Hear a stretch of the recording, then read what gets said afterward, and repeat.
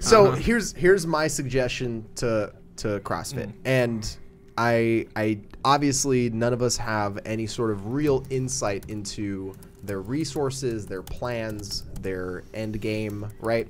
But except for Handsome Chase, of course, who has a direct line. That's right. He can just give Heber a call. It's very true. But I think just found out who he was. We can all agree that they have significantly more resources than we do. And a lot more access than anyone else does. And resources and money. They should be able to do better things. And so here's my suggestion. And you guys can tell me if I'm wrong here. Yeah. Make a film, an actual film, a film for people who aren't necessarily CrossFitters but can still be appreciated by CrossFitters by taking either someone who's in their rookie year or their sophomore year. You can pick one man and one woman, and you follow them through the entire experience. And you use them as like the audience surrogate to this weird, wild world of the CrossFit Games.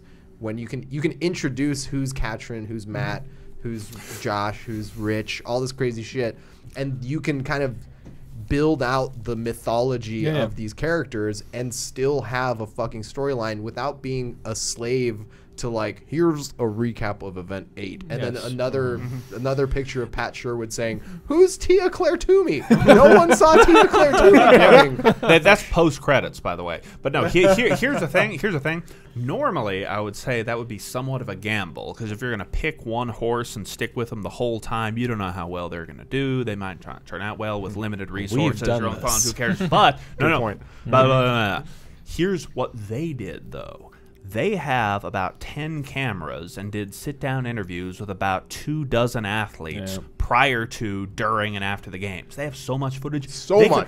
After you get all the footage in, you pick who are going to be your 2 or 3 characters and focus only on them the whole time. Why? Because you have unlimited quantities of footage of lots of people. Those are resources far beyond what any normal documentary filmmaker has to work with.